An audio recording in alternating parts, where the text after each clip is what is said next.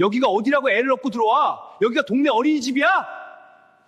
숨소리 하나 조심해야 할 것 같은 팽팽한 정적이 감도는 대한민국 재계 순위 3위 성도그룹 본사 로비. 인사팀장의 고함이 은은한 클래식 음악을 단번에 찢어버렸습니다.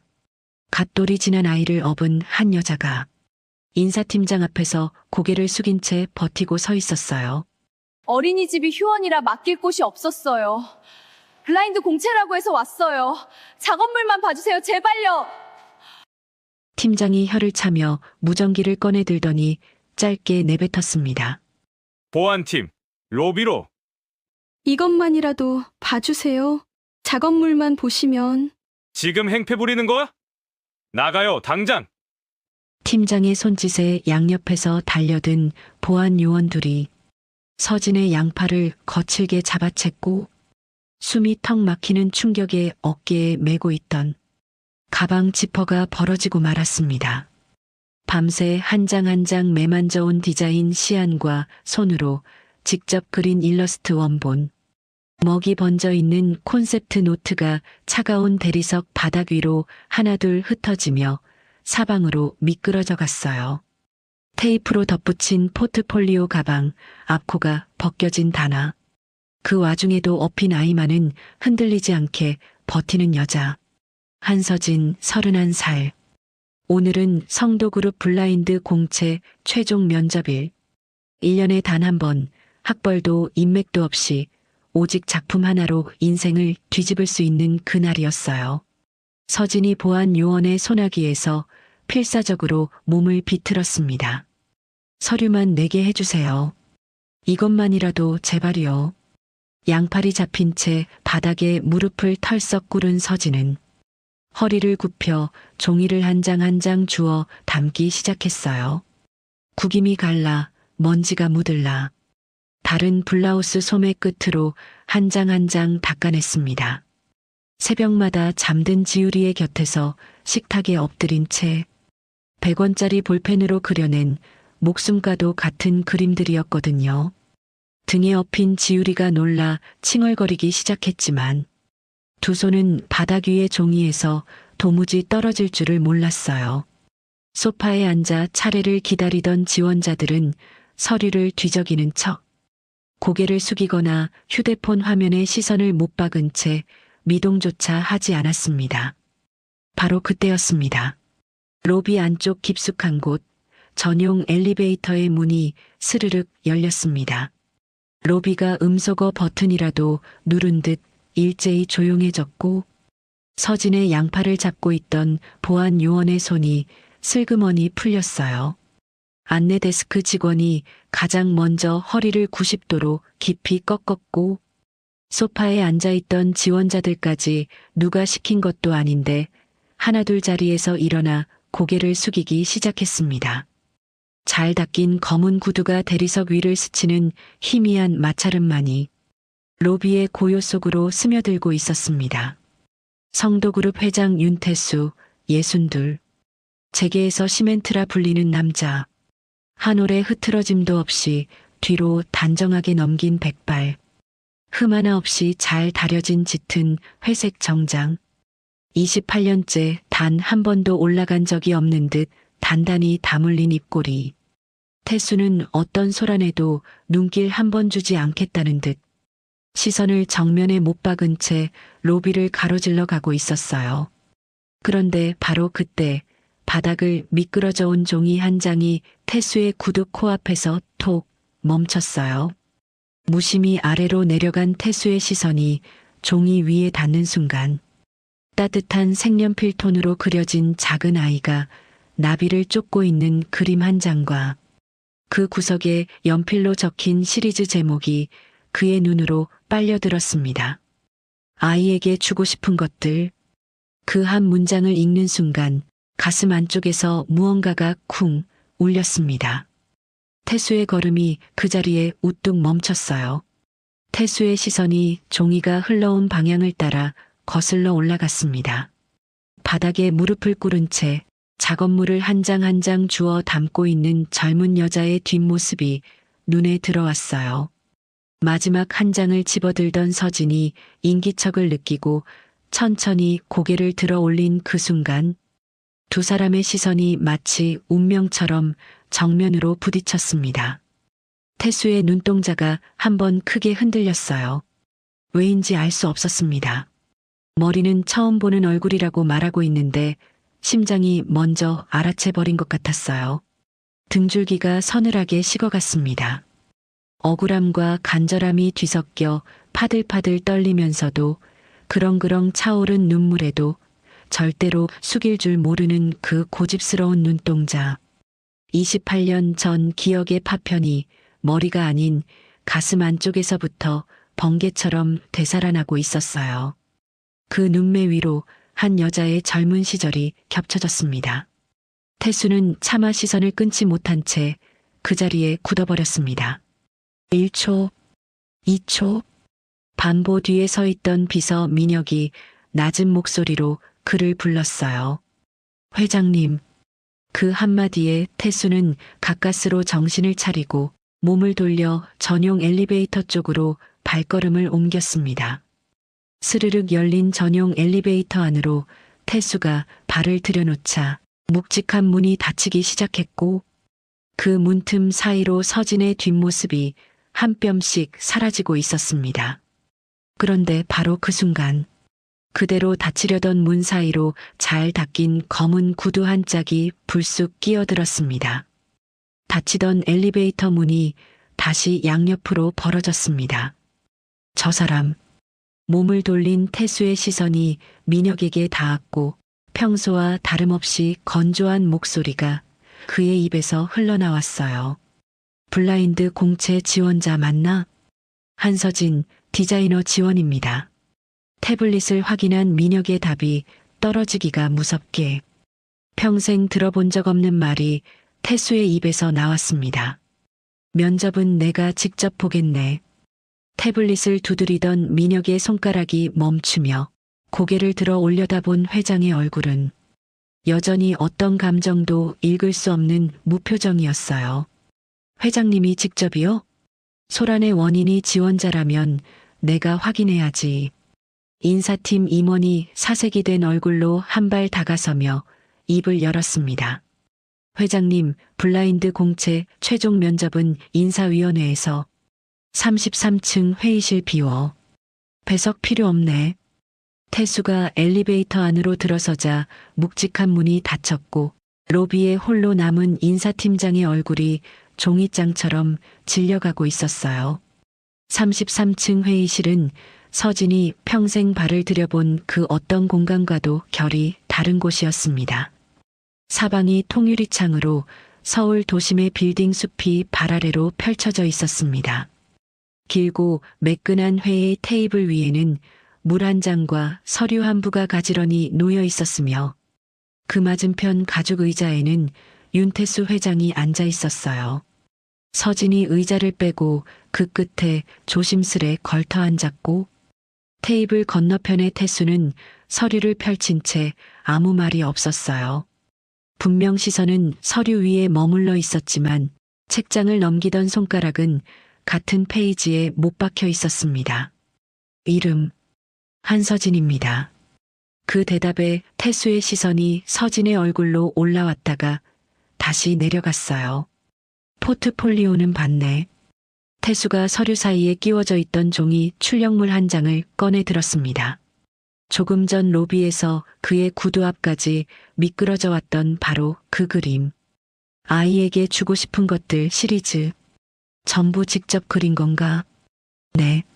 전부 제가 그렸습니다. 서진이 굽어있던 등을 곧게 세웠어요. 아이를 키우면서 매일 느끼는 것들을 디자인으로 옮기고 싶었어요. 아이가 처음 걷던 날, 처음 손가락으로 나비를 가리키던 날, 밤에 열이 나서 등을 토닥여주던 새벽까지.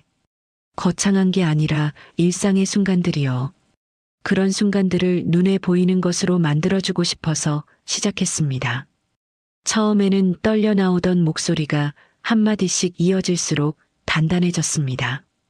다른 곳에서는 그토록 작아지던 사람이 자기가 손끝으로 빚어낸 것들에 대해 말할 때만큼은 그 누구 앞에서도 주눅 들지 않는 사람이었거든요. 태수의 시선이 서진 쪽으로 향하다가 채 닿기도 전에 서류 위로 내려갔어요. 재계 3위 그룹의 62세 회장이 깃이 눌린 블라우스를 입은 31살 여자의 얼굴을 도무지 마주 보지 못하고 있었어요. 됐네. 탁 하는 소리와 함께 태수가 펼쳐두었던 서류를 단번에 덮었습니다. 팔걸이를 쥔 손가락 마디에서 핏기가 빠져 있었어요. 서진의 숨이 그 자리에서 한 번 턱 막혔습니다. 방금 떨어진 됐네라는 그 짧은 한마디가 합격이라는 뜻인지 아니면 당장 나가라는 뜻인지 도무지 가늠할 수가 없었거든요. 의자에서 일어서야 하나 그대로 앉아 있어야 하나 망설이는 그 짧은 사이. 방금 서류를 단호하게 덮었던 태수의 손이 거짓말처럼 다시 서류 위로 향하더니 자기가 덮은 표지를 다시 들어올리고 있었어요. 덮으려는 이성과 다시 열어야 하는 본능이 같은 손 안에서 부딪히고 있었습니다. 오랜 세월 감정을 시멘트 밑에 묻어온 남자의 표면 위로 설명할 수 없는 잠금이 번지고 있었어요. 하나만 더 묻겠네. 평소에 그 건조함이 한 겹 벗겨진 목소리. 포트폴리오에 아이 그림이 유독 많던데 본인 아이인가? 서진이 숨을 한 번 깊게 들이쉬었어요. 네. 돌 지난 딸이에요.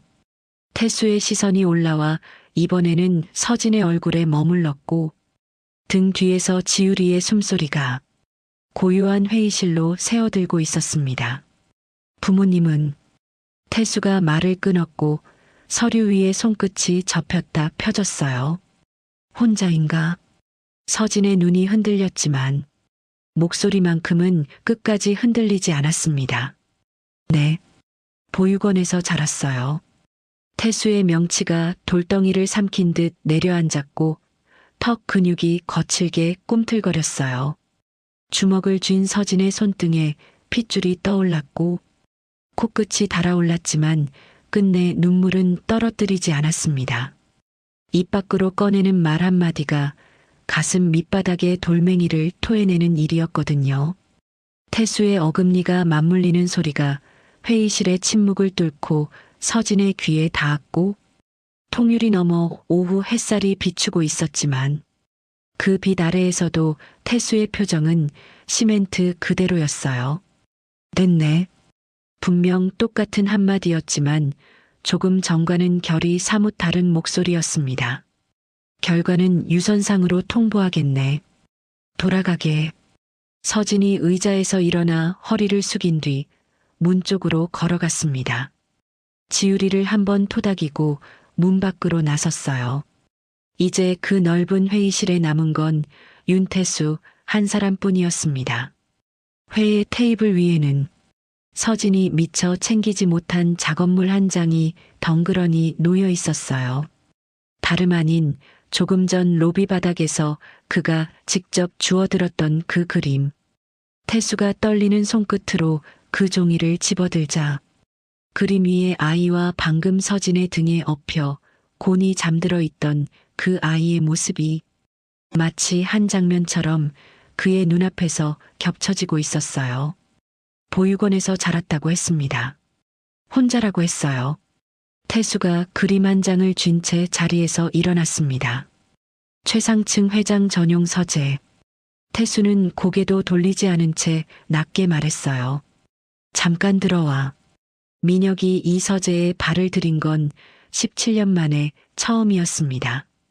태수가 그림 한 장을 책상 위에 내려놓곤 돌아서지도 않은 채 말했습니다.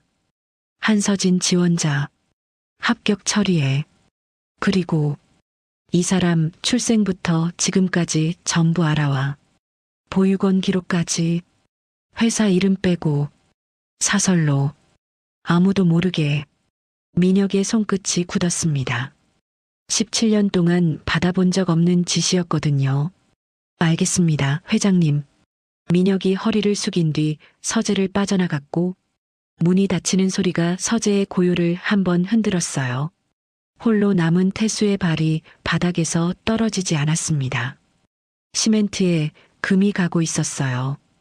태수는 무거운 발걸음으로 책상 뒤 가죽 의자까지 걸어갔지만 차마 거기에 앉지는 못한 채 한 손으로 등받이를 짚은 채 맞은편 벽을 바라보았습니다.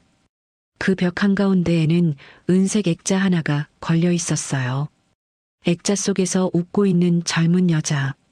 30년 전 사진이었지만 유리 위에는 매일 누군가 정성스레 닦아온 듯 먼지 한 톨 앉아 있지 않았습니다. 박소영, 태수의 첫째 부인이자 이 넓은 세상에서 그의 굳어버린 심장을 유일하게 뛰게 했던 단 한 사람의 여자였어요.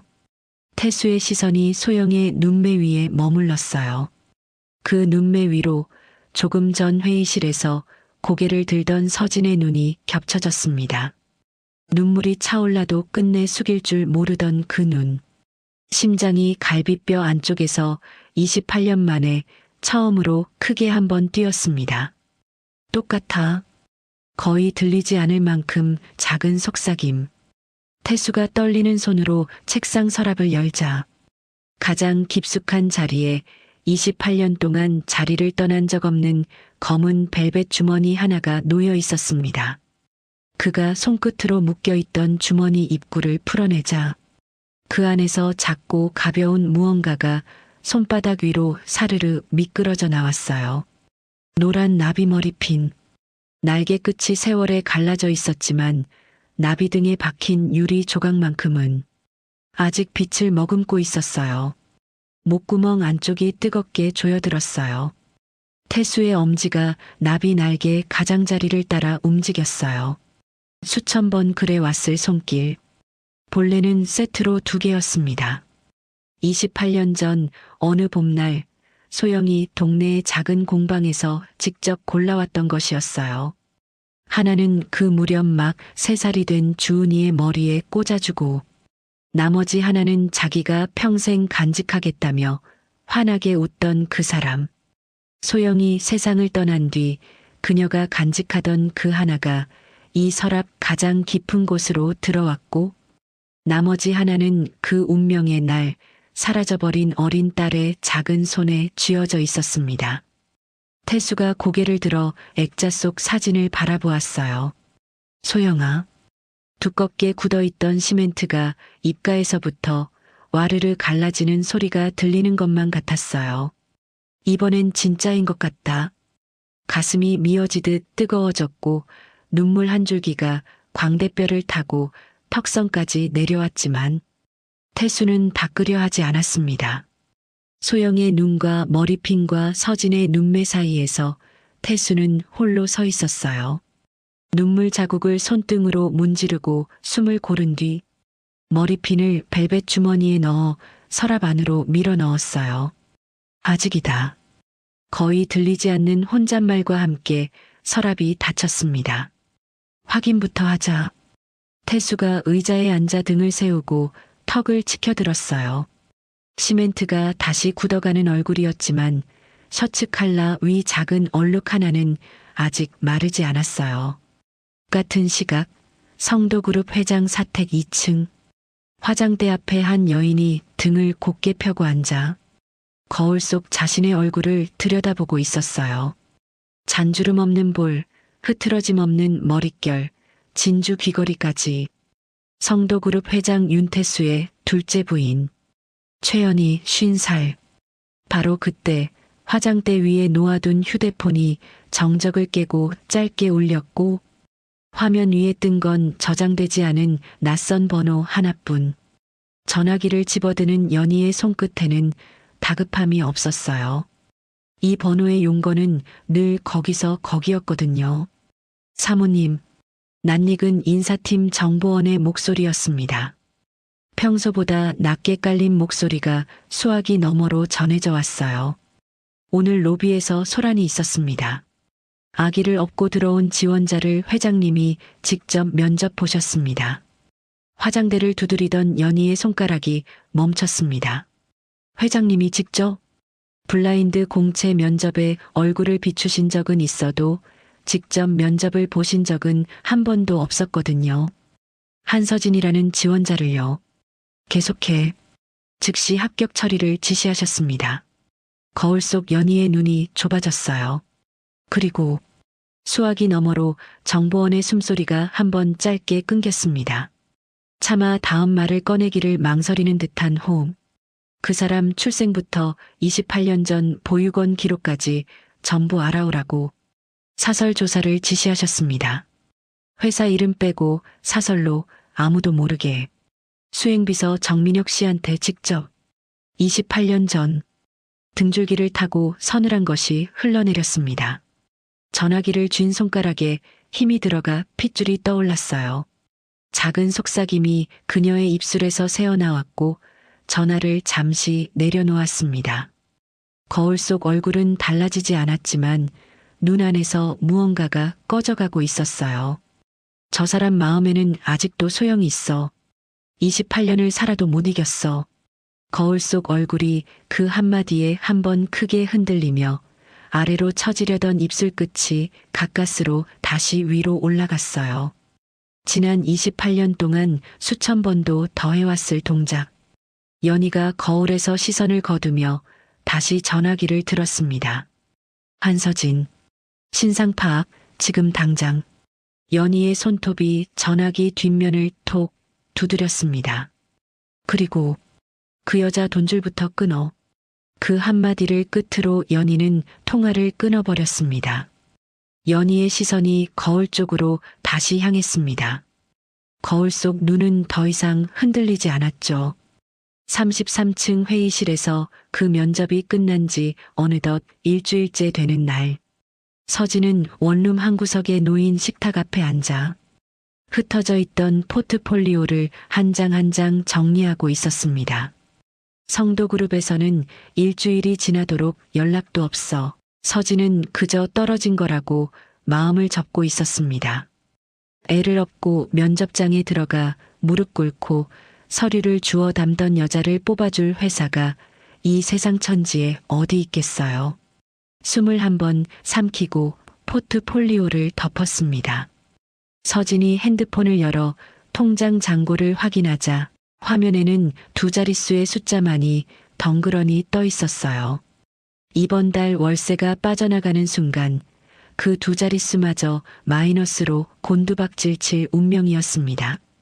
다음 달 월세에 대해서만큼은 아예 생각하지 않기로 했어요. 그것까지 생각하기 시작하면 이 새벽 좁은 식탁 앞에 다시 앉을 힘조차 남지 않을 것 같았거든요. 그날 오후 어린이집에서 지우리를 찾아 안고 집 근처의 카페로 들어섰습니다. 카페라고는 해도 동네 빵집 한쪽 구석에 작은 의자 4개를 들여놓은 게 전부인 곳. 서진이 그곳에서 시킨 건 메뉴판에서 가장 값이 싼 아메리카노 한 잔이었습니다. 지우리의 이유식 통을 열어 한 숟갈씩 떠먹이는 동안 자기는 새벽에 편의점에서 챙겨온 폐기 삼각김밥을 입에 넣고 있었어요. 바로 그때 가방 속에서 잠들어 있던 핸드폰이 정적을 깨고 짧게 울리기 시작했어요. 화면 위에 떠 있는 건 한 번도 본 적 없는 낯선 번호. 서진이 통화 버튼을 눌렀어요. 한서진 님이신가요? 네. 성도그룹 인사팀입니다. 블라인드 공채 최종 합격을 알려드립니다. 이유식 수저가 손에서 미끄러져 떨어졌어요. 딸깍 하는 소리가 텅 빈 카페에 울렸습니다. 정말요? 심장이 미친 듯이 뛰기 시작했어요. 입술을 꽉 깨물었지만 저절로 올라가는 입꼬리만큼은 도무지 막을 수가 없었어요. 네. 수습 기간은 다음 주 월요일부터입니다. 자세한 사항은 메일로 보내드리겠습니다. 감사합니다. 감사합니다. 같은 말을 자기도 모르게 2번이나 되풀이했어요. 합격이었습니다. 어린 지우리가 작은 두 손으로 이유식통을 꼭 잡은 채 엄마의 얼굴을 올려다보고 있었어요. 평소와 다른 엄마의 표정이 이상했는지 고개를 한쪽으로 갸웃거렸습니다. 서진이 두 팔로 몸을 안아 올려 자기 가슴에 꼭 끌어안은 채 카페 구석자리에 앉아 울기 시작했어요. 소리는 단 한 점도 새어나오지 않았고 가슴 안쪽에서 뜨거운 것이 한꺼번에 쏟아져 올라왔지만 그 전부를 목구멍 안에서 삼키고 있었어요. 지우리가 엄마의 젖은 뺨을 만지며 맘마 하고 옹알거렸지만 서진은 대답 못한 채 아이의 등만 토닥거리고 있었습니다. 가슴 안쪽에서 뜨거운 것이 터져 올라왔어요. 분명히 기쁨이었습니다. 그런데 이 벅찬 기쁨을 함께 나눌 사람이 이 사람에게는 단 한 명도 없었어요. 서진이 한 손으로 핸드폰을 들어 연락처 목록을 열었습니다. 편의점 점장, 식당 사장님, 구청 어린이집 등 스크롤을 내려도 이 기쁜 소식을 함께 나눌 이름은 나오지 않았어요. 서진은 핸드폰을 주머니 속에 다시 밀어 넣었습니다. 서진이 품에 안긴 지우리의 보드라운 볼에 코를 묻자 아이의 작은 몸에서 따뜻한 체온이 서진의 코끝에 살포시 닿았습니다. 지우라, 엄마 합격했어.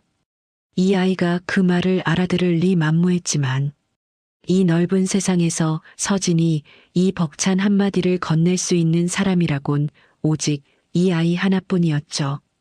바로 그때였습니다. 서진의 코끝에 낯선 향 한 줄기가 스쳐 지나갔습니다. 이 허름한 동네 빵집에서는 단 한 번도 맡아본 적이 없는 어딘가 묵직하고 값비싼 종류의 향수 냄새. 축하해요. 낮고 매끄러운 목소리가 바로 옆자리에서 들려오자 서진이 고개를 돌렸습니다. 옆 테이블에 어느새 한 여자가 앉아 있었습니다. 언제부터 거기 앉아 있었는지 알 수가 없었어요. 짙은 검은 선글라스에 매끈한 실크 스카프를 두르고 커피잔에 얹힌 손끝에는 흠집 하나 없었습니다. 낯선 여자를 본 지우리가 본능적으로 칭얼거리기 시작했고 서진은 반사적으로 아이의 등을 토닥이며 여자 쪽으로 시선을 돌렸습니다. 실례지만 누구세요? 여자가 입가에만 옅은 미소를 그렸지만 선글라스 너머 두 눈은 한 점도 웃고 있지 않았습니다. 당신이 한서진이지? 여자는 서진의 이름을 알고 있었어요. 서진의 손이 허공에서 굳었습니다. 탁! 여자가 매끈한 손끝으로 테이블 위에 무언가를 내려놓았어요. 두툼한 흰 봉투 하나.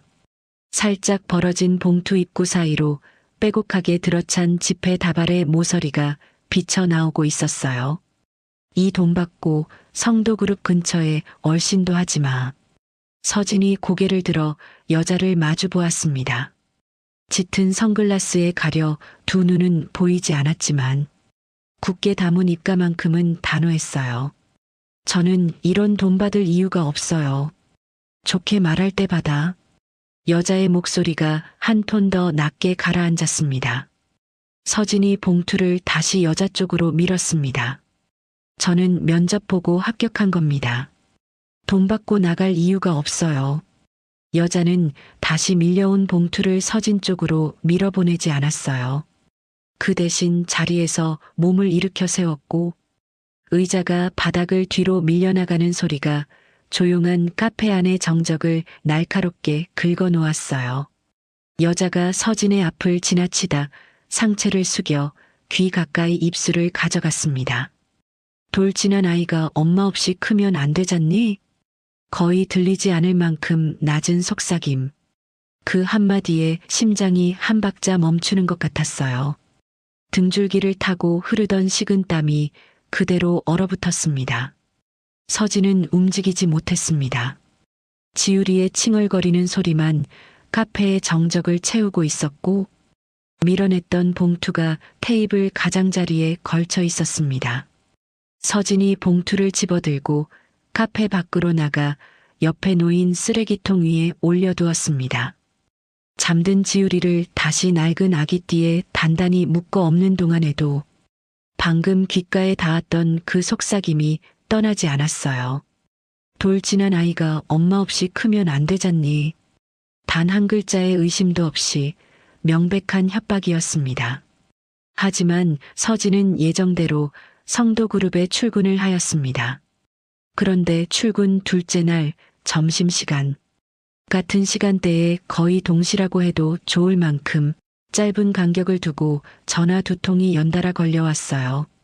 한 통은 새벽 야간을 맡고 있던 편의점 점장에게서, 그리고 다른 한 통은 점심마다 보조 일을 해오던 동네 식당 사장님에게서 온 것이었습니다. 두 사람 모두 입을 맞춘 듯 같은 말을 반복했어요. 내부 사정. 어쩔 수 없다. 미안하다. 그렇게 서진을 지탱하던 두 줄기의 수입이 거짓말처럼 같은 날 같은 점심시간에 한꺼번에 끊겨버렸습니다. 도시락 뚜껑을 닫는 서진의 손끝이 떨리고 있었어요. 서진은 연수실 복도 가장 끝 비상계단으로 향해 차가운 시멘트 바닥 위에 주저앉아 머릿속의 숫자를 하나하나 맞춰보기 시작했습니다. 통장 잔고, 월세, 어린이집, 기저귀 한 묶음, 그리고 첫 급여는 한 달이 지나야 손에 쥘 수 있는 돈. 어떤 식으로 조합해 보아도 이번 달을 넘길 길이 보이지 않았습니다. 그런데 다음 날 아침 서진이 연수실 문 앞에 도착하자 한 인사팀 직원이 굳은 얼굴로 그녀를 기다리고 있었어요. 그가 서진을 복도 한쪽으로 조용히 불러냈습니다. 한서진 씨, 죄송합니다. 상부 지시로 수습 기간 중 해지가 결정되었습니다. 귀가 먹먹해졌어요. 서진의 눈이 흔들렸고 입술에서 핏기가 빠져나갔습니다. 회장님이 직접 합격시키셨는데요. 회장님을 만나게 해주세요. 인사팀 직원이 차마 서진의 얼굴을 보지 못한 채 슬며시 시선을 다른 곳으로 피했습니다. 회장님 일정 중이라 연결이 어렵습니다. 저는 블라인드 공채 절차를 전부 밟았어요. 합격 통보도 받았고요. 해지 사유가 뭡니까? 서진의 목소리가 한 톤 올라갔고 복도로 울려 퍼졌어요. 연수실의 유리문 너머로 다른 신입사원 몇몇이 슬쩍 고개를 돌려 서진 쪽을 바라보았지만 그 누구 한 사람 자리에서 일어나 밖으로 나오는 사람은 없었습니다. 인사팀 직원이 한 발짝 뒤로 물러서며 한 손에 들고 있던 서류 봉투를 서진을 향해 내밀었습니다. 퇴직 처리 서류입니다. 추가 문의는 인사팀으로 연락주세요. 그게 전부였어요. 직원은 고개를 돌린 채 한마디 설명도 덧붙이지 않고 텅 빈 복도를 따라 멀어져 갔습니다. 결국 로비까지 내려온 서진의 발이 대리석에 다시 닿았어요. 며칠 전 떨리는 마음으로 섰던 바로 그 바닥. 하지만 이번에는 쫓겨나가는 발걸음이었어요. 바로 그날 저녁, 핸드폰에 집주인이 보낸 짧은 문자 한 통이 떠올랐어요. 서진 씨 이번 달도 밀리면 곤란합니다. 다른 세입자 연락 왔어요. 이번 주 안으로 비워주세요. 그리고 그 다음 날 아침에는 익숙한 어린이집 번호로 또 한 통의 전화가 걸려왔습니다. 등록비가 밀려 이번 달부터는 지우리를 받아줄 수 없다는 통보였어요. 서진은 전화를 끊고 핸드폰을 무릎 위에 내려놓았습니다. 이제 더는 물을 말도 매달릴 곳도 단 한 군데 남아있지 않았죠. 온몸에서 힘이라는 것이 물처럼 빠져나가고 있었어요. 해고, 퇴거, 어린이집. 같은 주 안에 한꺼번에 쏟아져 내렸어요. 무릎 위에 놓인 서진의 두 손이 떨리고 있었지만 주먹 한 번 제대로 쥘 힘조차 남지 않은 사람의 떨림이었습니다. 서진이 잠든 지우리를 낡은 아기띠에 단단히 묶어 등에 업은 뒤 나머지 살림을 커다란 검은 비닐봉투 2개에 나누어 담았습니다. 좁은 원룸문을 등 뒤에서 닫을 때 서진은 뒤를 돌아보지 않았어요. 옮겨가야 할 곳은 도시의 가장 끝자락 외곽이었습니다. 부동산 앱을 뒤져 찾아낸 가장 싼 방, 보증금 없이 월세만 받는 반지하였어요. 버스에서 내린 서진이 좁은 골목으로 들어섰어요. 양쪽 벽이 머리 위로 기울어져 내리는 듯한 골목. 가로등 하나가 주황빛을 흐릿하게 흩뿌리고 있었어요. 골목 가장 끝자락에 대문 하나가 우두커니 서 있었습니다. 경첩이 빠진 그 문은 서진이 어깨로 밀어붙이고 나서야 열렸어요. 그 안쪽으로 좁은 계단이 땅 아래를 향해 내려가고 있었습니다. 5칸짜리 반지하 계단. 좁은 콘크리트 벽에 곰팡이가 번져 있었고 습기 냄새에 지우리가 코를 찡그렸어요. 손끝이 닿을 만큼 낮은 천장, 들뜬 벽지, 발목만 보이는 창문 하나. 곰팡이 냄새가 폐까지 파고들었어요. 전구에 스위치를 올리자 지직거리는 소리와 함께 흐릿한 노란 빛이 겨우 방 안을 밝혔어요. 지우리를 이불 위에 내려놓자 아이가 엄마의 갈라진 손가락을 꼭 쥐었어요. 얼음장 같은 장판 위에서 맞잡은 손만 따뜻했습니다. 2발로 가닿을 수 있는 가장 먼 자리가 여기였어요. 지우리가 어느덧 곤히 잠이 들었습니다. 고른 숨소리를 들여다보던 서진이 몸을 일으켜 낡은 가방의 안쪽 지퍼 주머니로 손을 가져갔어요. 보풀 가득한 천 파우치. 끈을 풀자 노란 나비 머리핀이 손바닥 위에 내려앉았습니다. 흐릿한 전구빛 아래에서도 나비의 유리 조각은 빛을 흘려내고 있었어요. 서진이 그 머리핀을 손가락 마디가 새하얗게 변할 때까지 2 손으로 단단히 그어쥐었습니다. 한 글자가 혀끝까지 올라왔다가 목구멍 안으로 삼켜졌습니다. 31년을 살면서 단 한 번도 불러본 적 없는 2 글자. 입술이 다시 한번 벌어졌고 이번에는 삼키지 않았습니다. 엄마. 그 한마디가 좁은 지하방의 곰팡이 낀 벽에 부딪혀 되돌아왔어요. 대답은 없었습니다.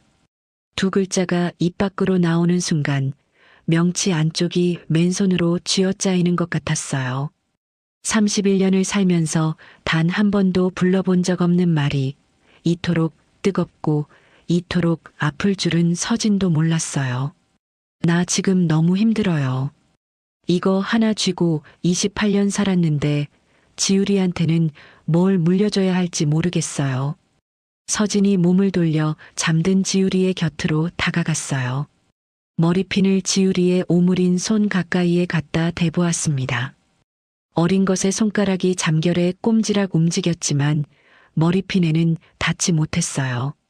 서진은 머리핀을 다시 자기 가슴 한가운데에 끌어안고 고개를 떨구었지만 끝내 울지는 않았습니다. 자기가 소리내어 울어버리면 곁에서 곤히 잠든 어린 지우리가 깨어버릴 테니까요. 서진이 자리에서 일어나 싱크대 앞으로 걸어갔습니다. 수도꼭지를 돌리자 한참 만에야 검붉은 녹물 뒤로 맑은 물줄기가 흘러나오기 시작했고 흐르는 그 물소리가 잠든 지우리의 숨소리를 충분히 덮어주는 것을 확인하고 나서야 서진은 비로소 입을 벌렸습니다. 아까 카페에서 지우리를 품에 안고 삼켰던 눈물은 기쁨을 나눌 곳 없는 외로움의 눈물이었어요. 지금 이 물소리 뒤에서 터져 나오려는 것은 그것과는 전혀 다른 종류였습니다. 더 이상 기댈 곳이 남아있지 않다는 것을 온몸으로 알아버린 사람의 눈물이었어요.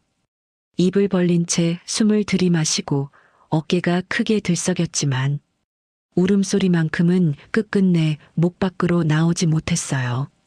흐릿한 전구빛 아래 곰팡이 벽을 앞에 두고 31살 여자 한 사람이 소리 하나 없이 그렇게 무너져 내리고 있었습니다. 같은 시각 좁은 골목 입구, 검은 세단 한 대가 가로등 아래 멈춰서 반쯤 내려진 운전석 창문 안으로 한 남자가 핸드폰 카메라를 들어 올리고 있었습니다. 수행비서 정민혁. 짧은 셔터 소리와 함께 기울어진 대문과 곰팡이 번진 계단이 화면 안에 담겼습니다. 서진은 알지 못했습니다. 방금 그 한 장의 사진이 바로 오늘 밤 회장 서재의 책상 위에 놓이게 되리라는 것을요.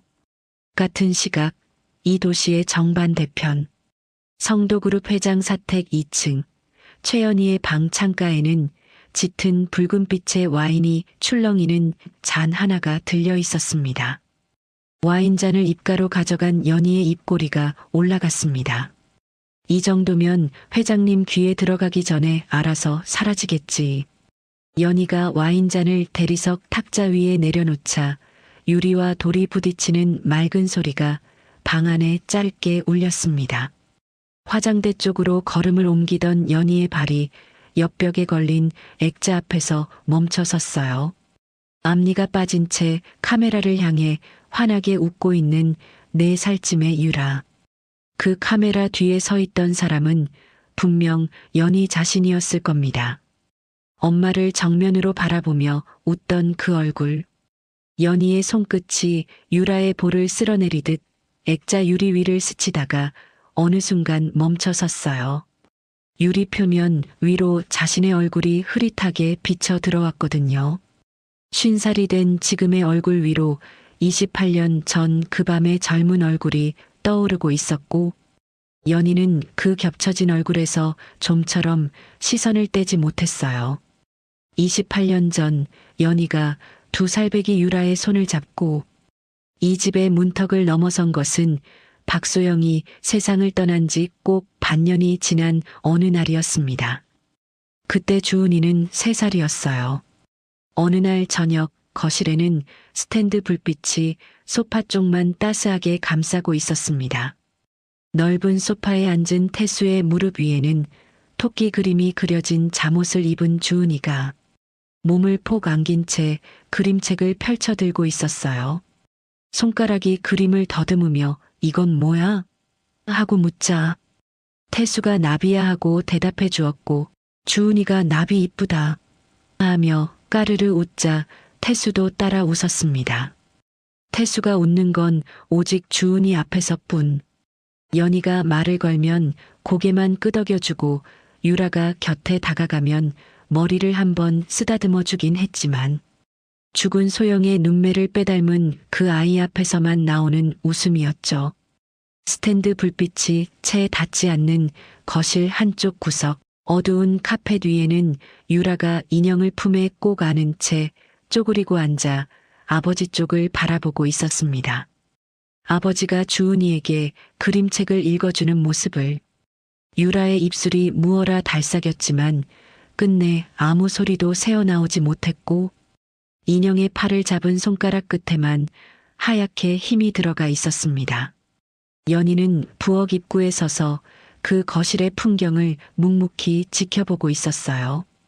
같은 집에 2아이가 살고 있었지만 아버지의 무릎은 오직 하나뿐이었고 그 하나뿐인 무릎은 언제나 소영이 남기고 간 딸의 차지였습니다. 연희는 카펫 구석으로 걸음을 옮겨 유라의 몸을 2팔로 끌어안아 올렸습니다. 엄마가 지켜줄게. 유라는 대답 없이 인형을 안고 엄마 어깨에 얼굴을 묻었어요.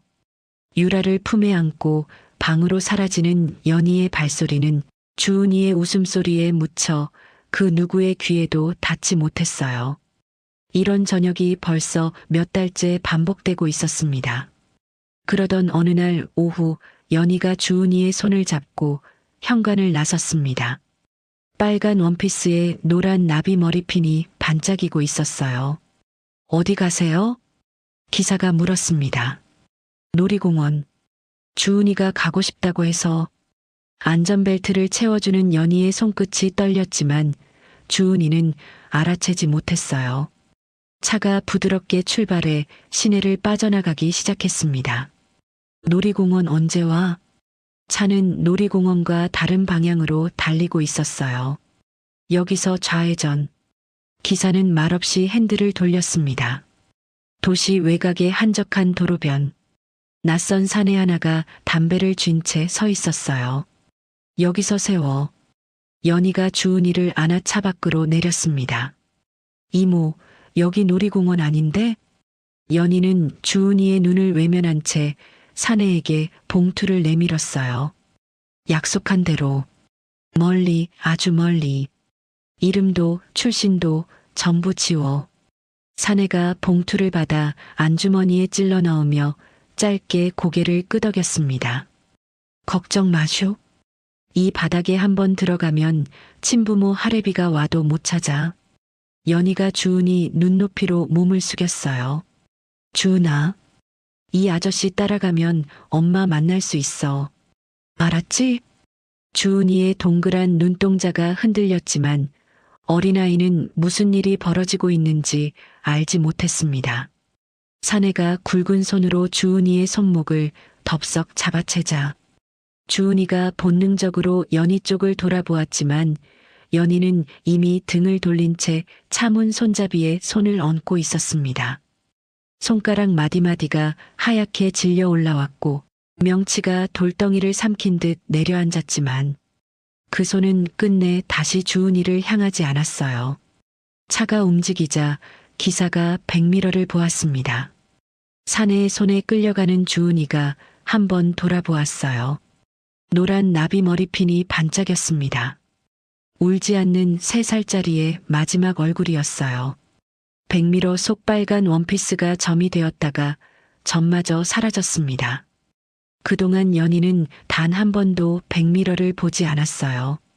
사모님, 본 적 없는 일이야. 연희의 목소리는 떨리지 않았어요. 알았지? 기사는 끝내 아무 대답도 하지 못한 채 운전대만 잡고 있었습니다. 그렇게 3살의 주은이는 누구도 찾을 수 없는 어딘가로 영영 사라져갔어요. 연희의 손가락이 액자에서 미끄러져 내렸어요. 또 나타났어. 연희가 탁자 위에 와인잔을 다시 집어들었습니다. 그때는 3살짜리를 떠넘기고 지금은 30살의 돈줄을 끊었을 뿐, 도구만 달라졌을 뿐 얼굴은 변하지 않았습니다. 며칠째 이어지는 밤, 태수는 서재 창가에 서서 야경을 내려다보고 있었습니다. 평소와 다를 것 없는 뒷모습이었지만 등 뒤로 깍지 낀 손끝이 떨리고 있었어요. 바로 그때 서재 문이 2번 짧게 노크되었어요. 들어와. 민혁이 묵직한 갈색 파일을 받쳐들고 들어섰습니다.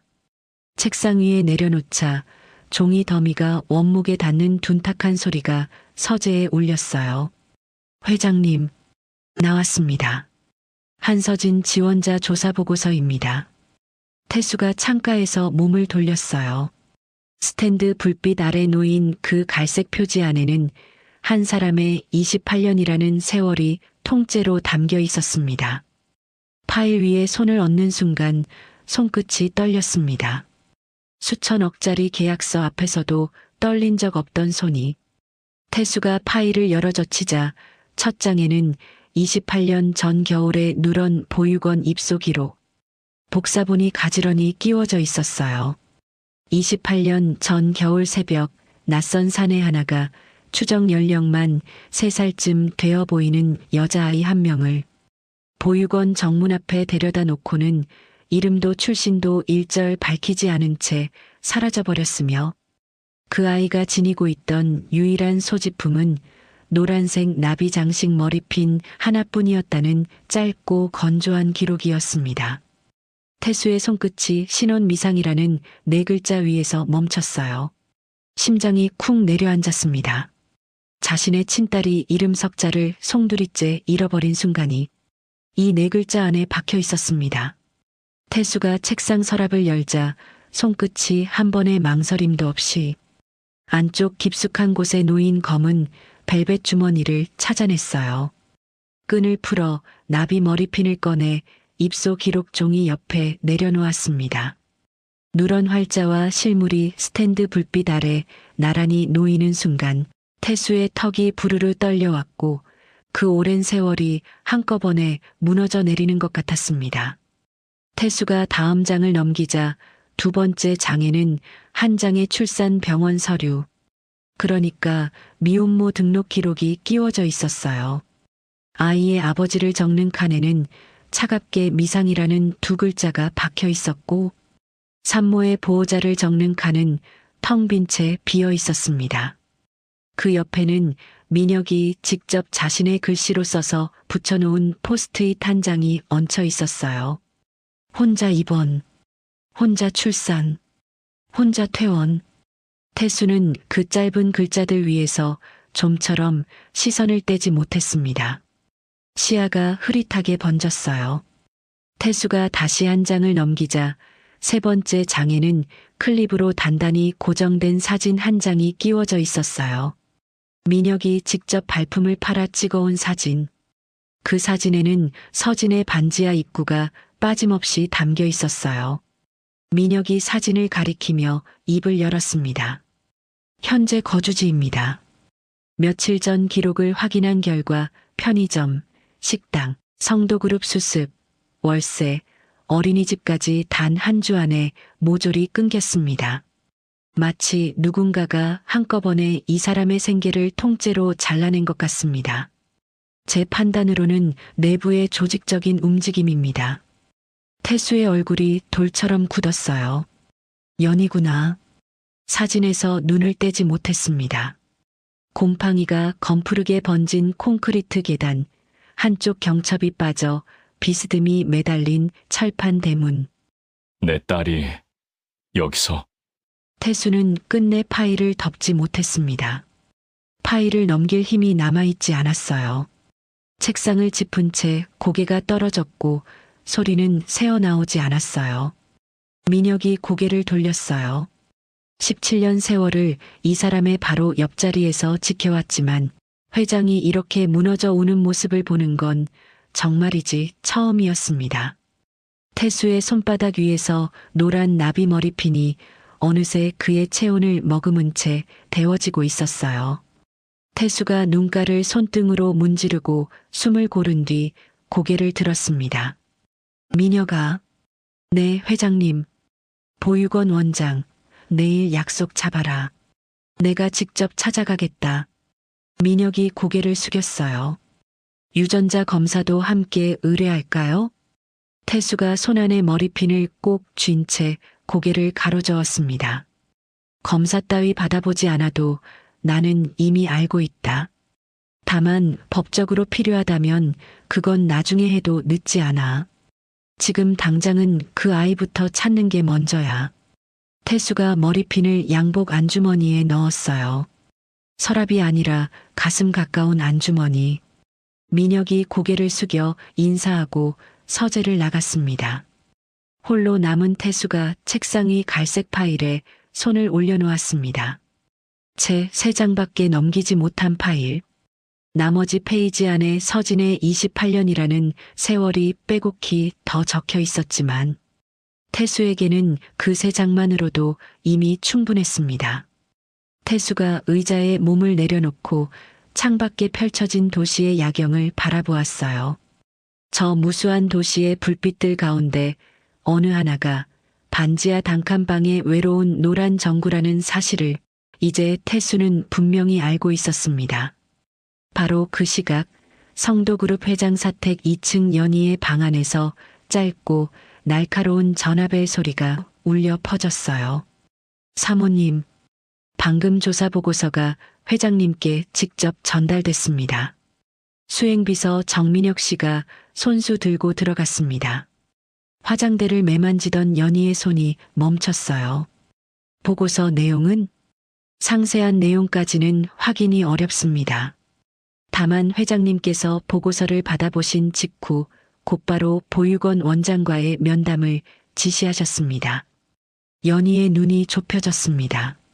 심장이 한 박자 빠르게 뛰었지만 그녀는 그것을 내색하지 않았어요. 보육원? 네. 내일 아침 직접 찾아가시겠다고 하셨습니다. 연희가 전화를 내려놓고 거울 속에 비친 자신의 얼굴을 응시했어요. 입술이 떨리고 있었습니다. 태수가 만일 보육원 원장을 직접 만나기라도 하는 날엔 28년 전의 모든 것이 한꺼번에 풀려버릴 게 분명했어요.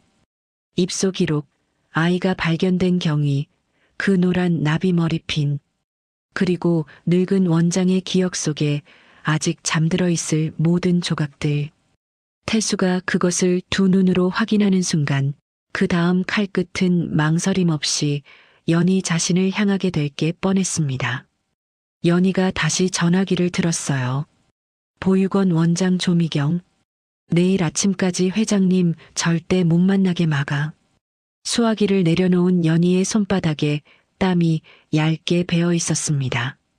화장대 거울 속에 비친 자기 얼굴이 28년 전 그 차 뒷좌석에서의 얼굴과 정확히 같은 표정을 짓고 있었어요. 다음 날 아침 태수의 서재 문이 열리며 민혁이 들어섰어요. 그의 얼굴은 평소와 달리 단단하게 굳어 있었습니다. 회장님, 보육원 원장님께서 오늘 면담을 정중히 거절하셨습니다. 태수의 손이 멈췄어요.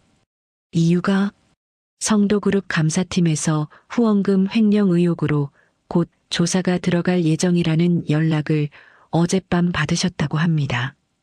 그 전까지는 외부 접촉을 일절 자제해달라는 권고까지 함께 받으셨다고요. 태수의 눈이 좁혀졌습니다. 감사팀에는 확인해봤나? 바로 확인해봤지만 감사팀에서는 그런 지시를 내린 적이 없습니다. 태수의 턱이 단단하게 굳어졌어요. 연이구나. 태수의 등에 차가운 것이 한 줄기 타고 내렸지만 그는 의자에서 몸을 일으켜 코트를 집어들었어요. 차 대기시켜. 회장님?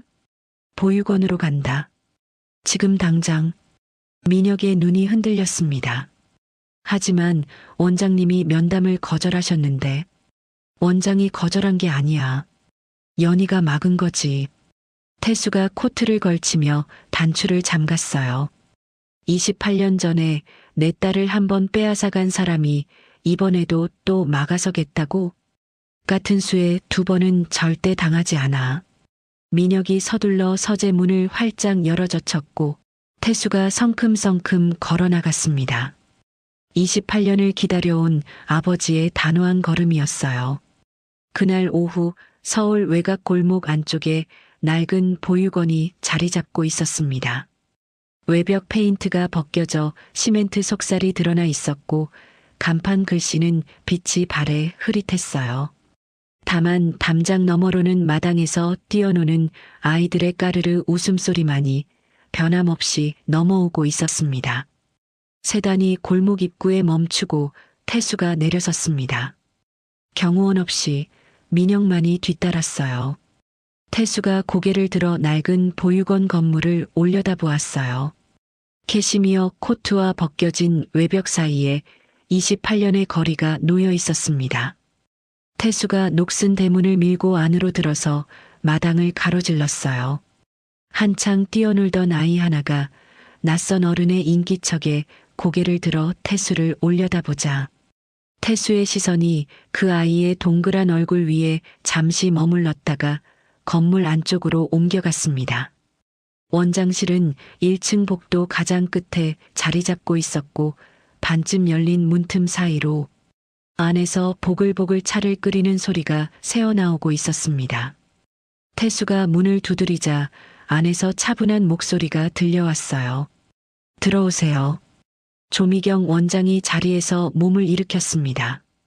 흰머리가 군데군데 섞인 단발머리에 두꺼운 뿔테 안경을 쓴 63살의 자그마한 여인이었어요. 낡은 소파 2개가 마주보고 있었고 벽에는 아이들이 그린 그림들이 테이프로 붙어 있었습니다. 태수를 본 원장이 멈췄어요. 어제 저녁에 감사팀에서 전화를 받고 회장님께서 오시면 절대 안 된다고 들었는데요. 감사팀 조사 같은 건 애초에 없습니다. 태수가 등 뒤로 문을 닫고 원장의 얼굴을 똑바로 마주했어요. 누군가 원장님이 저를 만나지 못하도록 일부러 막아 세운 겁니다. 원장의 두꺼운 안경 너머 눈동자가 짧게 한번 흔들렸습니다. 오늘 제가 이렇게 직접 찾아온 건 한서진이라는 그 아이에 대해 여쭤보고 싶은 것이 있어서입니다. 두 사람이 소파에 마주 앉았습니다. 원장이 차를 따르는 동안 태수는 원장의 얼굴만 보고 있었어요. 제 딸입니다. 원장의 손에서 주전자가 기울어지며 따뜻한 찬물이 찻잔 옆 탁자 위로 주룩 흘러내렸지만 원장은 그 사실조차 알아차리지 못한 채 한 손으로 황급히 자기 입을 틀어막았어요. 두꺼운 안경알 너머로 그렁그렁 차오른 눈물이 금방이라도 뚝 떨어질 것만 같았습니다. 세상에 이런 일이. 원장이 한참을 그렇게 굳어 있다가 안경을 벗어 손등으로 눈가를 꾹꾹 눌러 닦았어요. 다시 안경을 고쳤으며 태수의 얼굴을 마주 본 뒤 짧게 숨을 한번 고르고는 떨리는 입술을 열었습니다. 28년 전 그 겨울 어느 새벽이었답니다. 낯선 사내 하나가 우리 보육원 정문 앞에 그 어린 것을 데려다 놓고는 이름도 출신도 단 한마디 남기지 않은 채 사라져버렸지 뭐예요. 새벽에 문을 열고 나가보니 그 추운 시멘트 바닥 위에 얇은 빨간 원피스 한 장만 입은 3살짜리가 오들오들 떨면서 혼자 서 있더라고요. 태수의 손이 무릎 위에서 주먹으로 굳었습니다. 그 어린 것의 한 손에 노란 나비 모양 머리핀 하나가 꼭 쥐어 있었어요. 얼마나 오래, 또 얼마나 꽉 움켜쥐고 있었는지. 손바닥에 나비 무늬가 빨갛게 찍혀 있더라고요. 제가 그 손을 펴주려고 했더니 아이가 비명을 지르면서 머리핀을 가슴에 끌어안았어요. 마치 그게 자기 엄마라도 되는 것 마냥. 태수가 입을 틀어막았습니다. 그러더니 그 아이가 우리 보육원에 온 첫 한 달 동안 단 한마디 말도 입 밖에 내지 않더라고요. 한마디도 말입니까? 태수의 목소리가 잘게 갈라져 나왔습니다. 무릎이 두 손이 주먹으로 굳어 있었어요. 네, 단 한마디도요. 밥을 먹여줘도, 옷을 갈아입혀줘도, 머리를 빗겨줘도 그저 죽은 사람처럼 있기만 했답니다. 밤마다 이불 속에 폭 파묻혀 그 머리핀만을 손가락으로 만지작거리고 있었어요. 3살짜리가 울지도 않고 보채지도 않고 엄마를 찾지도 않고요. 원장이 눈물을 닦으며 말을 멈췄습니다. 회장님, 3살짜리가 울지 않는다는 게 어떤 건지 아세요? 목소리가 뚝 끊겼어요. 찻잔을 감싸 쥔 두 손에 힘이 들어가 손가락 마디가 하얗게 질려 올라왔습니다. 28년이라는 세월이 흘렀는데도 이 이야기를 입 밖에 꺼내는 일은 여전히 이 사람에게도 아픈 일이었어요. 그건 더 이상 누군가가 자기를 안아줄 거라는 기대조차 남아있지 않다는 뜻이에요. 저는 아이들을 평생 봐왔지만 그렇게 작은 몸이 그렇게 일찍 모든 걸 포기한 모습은 처음이었답니다. 태수가 찻잔을 잡고 있던 손을 놓았어요. 잡고 있을 힘조차 남아있지 않은 것 같았습니다. 그 아이가 우리 보육원에 온 지 꼭 한 달째 되는 날이었어요. 제가 그 어린 것을 제 무릎 위에 앉히고는 이제 이모가 너한테 세상에서 제일 예쁜 이름 하나 지어줄게 하고 말을 건넸답니다. 마치 처음 만난 아이처럼 모든 걸 새로 시작해보자는 마음이었거든요. 그래서 제가 그 어린 것의 귀에 입을 가져다 대고 속삭였답니다. 너는 오늘부터 서진이야. 한서진. 이모가 지어준 세상에서 제일 예쁜 이름이야. 바로 그 순간이었어요. 아이가 한 달 만에 처음으로 제 얼굴을 똑바로 올려다보고는 저와 눈을 맞췄지 뭐예요. 그 까만 눈동자에 그동안 한 번도 떨어뜨리지 못했던 눈물이 그렁그렁 차오르고 있었어요. 태수의 어깨가 흔들렸습니다. 그러더니 한 달 동안 닫혀있던 입술이 벌어지면서 낮은 목소리로 서진이 하고 단 한마디를 따라 부르더라고요. 그러고는 제 품에 얼굴을 푹 묻고 그제서야 아이처럼 엉엉 소리내서 울기 시작했어요. 한 달 동안 참고 또 참았던 그 모든 울음을 그날 제 품에서 한꺼번에 다 토해냈답니다. 원장이 안경을 벗어 눈물을 닦았어요. 28년이 지났는데도 그날 울음소리가 잊혀지지 않아요. 회장님, 그 아이는 그날 저한테 울었지만 사실은 28년 동안 자기를 찾아오지 않은 누군가를 향해서 울고 있었던 거예요. 두 손으로 자신의 얼굴을 감쌌어요. 등이 한번 크게 들썩이더니 손가락 사이로 울음이 새어나왔습니다. 한평생 그 어떤 자리에서도 새어나온 적 없던 울음소리가 굳게 담은 손가락 사이로 가까스로 새어나오고 있었어요. 원장이 자리에서 일어나 태수에게 물 한 잔을 건넸어요. 태수가 물을 한 모금을 겨우 삼켰습니다. 원장이 다시 말을 이어갔어요. 그 아이는 자기 힘 하나로 자라났어요. 한밤중에 신문 배달을 나가고 새벽에 학교를 갔답니다. 중학교 때부터 그랬어요. 미혼모가 된 뒤에도 손 벌리지 않았어요.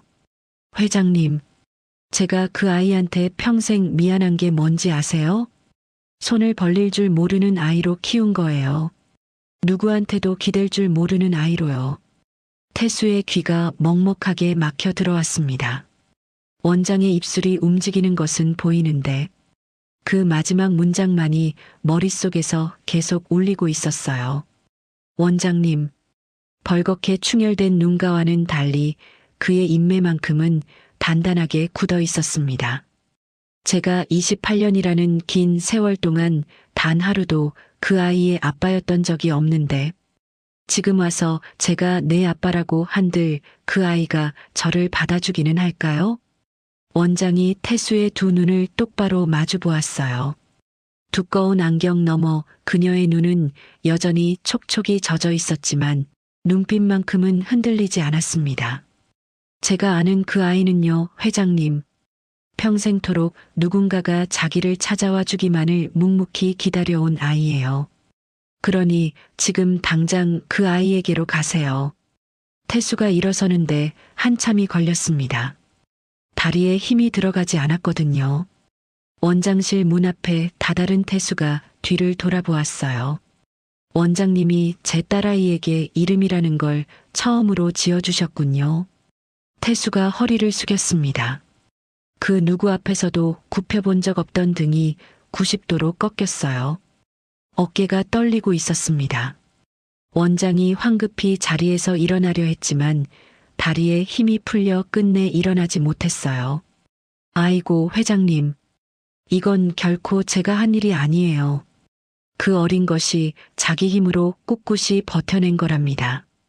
태수가 굽혔던 허리를 폈습니다. 바로 그래서 더 미안한 겁니다. 태수가 원장실 문을 열고 밖으로 나섰어요.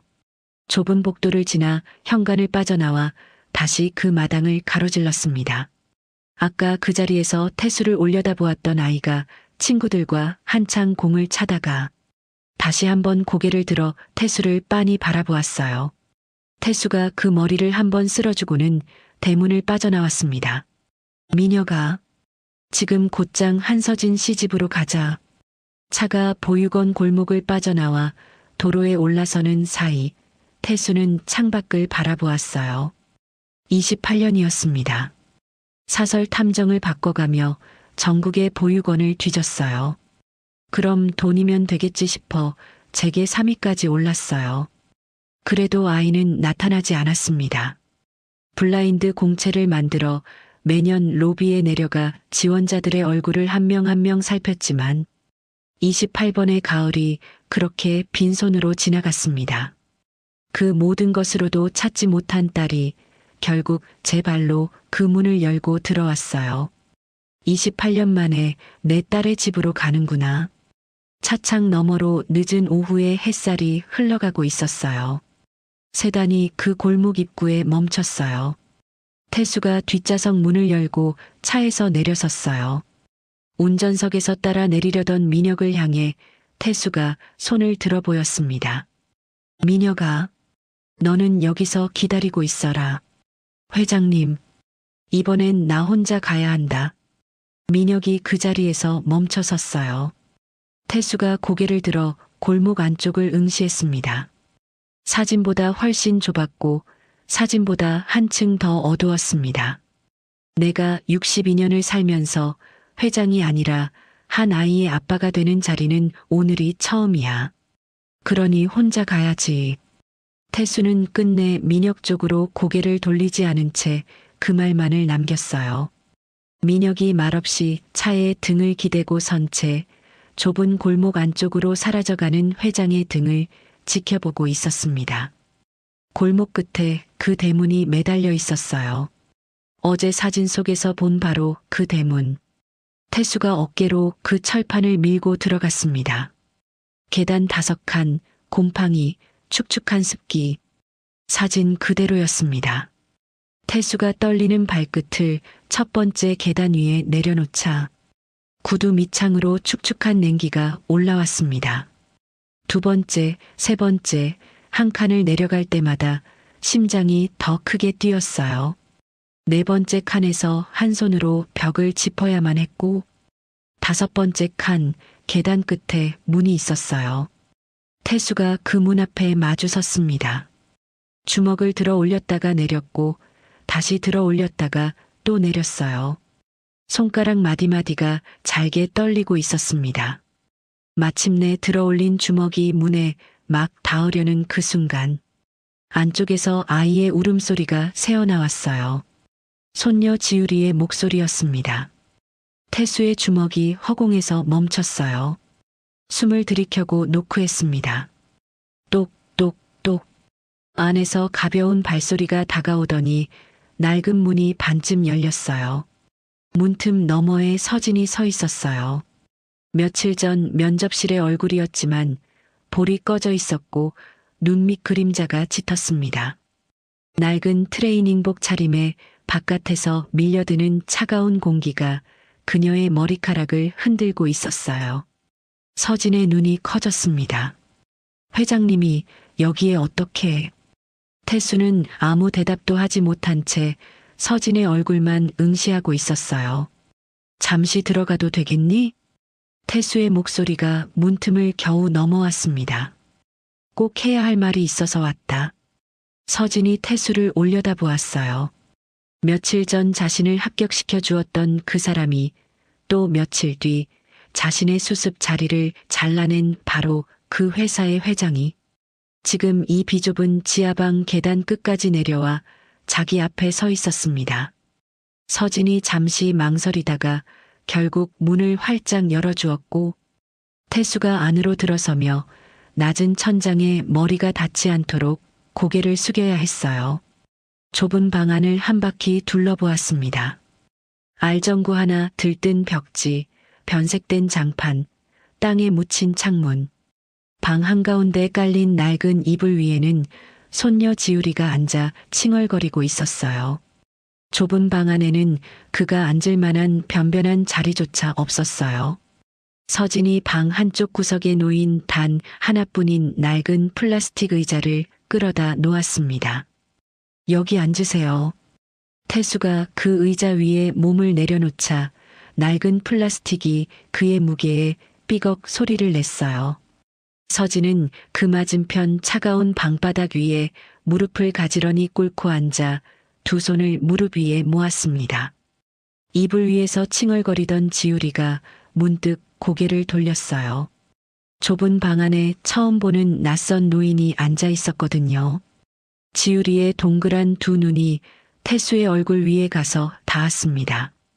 그러나 아이는 울지 않았어요. 칭얼거리던 입이 멈추더니 낯선 노인을 올려다보고 있었어요. 태수 역시 그 손녀의 얼굴에서 좀처럼 눈을 떼지 못했습니다. 그 순간이었어요. 지유리가 태수를 향해 두 팔을 벌려 보였습니다. 태수의 숨이 멎었어요. 손을 뻗으려다 멈췄습니다. 말이 나오지 않았어요. 서진이 도무지 이해할 수 없다는 표정으로 자기 딸을 멍하니 바라보았습니다. 지유리는 평소 낯선 사람만 보면 어김없이 자지러지게 울던 아이였거든요. 단 한 번의 예외도 없었어요. 제가 혹시 무슨 잘못이라도... 먼저 입을 연 것은 서진이었어요. 아니야. 그런 게 아니란다. 태수가 안주머니에서 벨벳 주머니를 꺼내 나비 머리핀을 바닥에 내려놓았습니다. 전구빛이 나비 등의 유리 조각에 닿자 빗줄기가 피어올랐어요. 한서진 씨, 혹시 이 머리핀 본 적이 있나? 바로 그 순간 서진의 손이 자기도 모르게 움직이기 시작했습니다. 두 눈은 바닥 위에 머리핀에 못 박혀 있는데 손은 어느새 가방의 지퍼를 더듬고 있었어요. 가슴 깊은 곳에서 무언가가 미친 듯이 뛰고 있었습니다. 서진이 가방 안에서 천 파우치 하나를 꺼냈어요. 곳곳에 보풀이 일어 있고 끈은 다해져 실밥이 삐져나와 있는 그 파우치는 서진이 28년이라는 세월을 단 하루도 떼어놓지 않고 곁에 둔 물건이었습니다. 파우치에서 자기 머리핀을 꺼냈어요. 그러고는 태수가 방금 내려놓은 머리핀 바로 옆에 자기 머리핀을 내려놓았습니다. 두 개의 노란 나비가 좁은 방바닥 위에 나란히 놓였어요. 양쪽 날개 끝에 똑같이 갈라진 흠집, 똑같이 바랜 금속 집게, 나비 등의 유리 조각에서 피어오르는 빗줄기까지. 서진의 시선이 왼쪽에서 오른쪽으로, 다시 오른쪽에서 왼쪽으로 오갔어요. 한치의 어긋남도 없이 닮아 있었습니다. 서진의 눈이 멈췄어요. 귀가 먹먹해졌습니다. 이게 왜 두 개예요? 태수의 입술이 떨렸습니다. 내 엄마가 너를 가졌을 때 두 개를 한 세트로 샀단다. 서진이 고개를 들어 태수의 얼굴을 바라보았어요. 하나는 너한테 주려고, 그리고 나머지 하나는 이 아빠한테 주려고. 서진의 두 눈이 동그랗게 커졌습니다. 무어라 말하려는 듯 입술이 벌어졌지만 끝내 그 어떤 소리도 새어나오지 못했어요. 한서진. 태수의 목소리가 거칠게 갈라져 나왔습니다. 너의 진짜 이름은 한서진이 아니야. 윤주은이란다. 서진은 그 자리에서 손가락 하나조차 움직이지 못했어요. 마치 숨을 쉬는 것조차 잊어버린 사람 같았습니다. 내가 내 친아빠야. 무릎으로 차가운 방바닥을 밀듯이 한 발짝 뒤로 물러났습니다. 아니에요. 서진의 목소리가 잘게 떨려 나왔습니다. 천장에 매달린 알전구 하나의 노란 불빛이 어느새 젖어 있는 그녀의 두 눈 위에서 흔들리고 있었어요. 저는 보육원에서 혼자 자랐어요. 저는 분명히 이 아빠가 28년 전에 너를 잃어버렸단다. 태수가 서진의 두 눈을 똑바로 마주 보았어요. 그날 이후로 단 하루도 빼놓지 않고 너를 찾아 헤맸어. 그리고 면접실에서 너를 처음 본 그 순간 이 아빠는 이미 알았단다. 서진의 입술이 어느새 핏기 하나 없이 하얗게 질려 있었고 그녀의 손톱이 자기도 모르는 사이 차가운 장판 바닥을 박박 긁고 있었습니다. 거짓말. 거짓말이에요.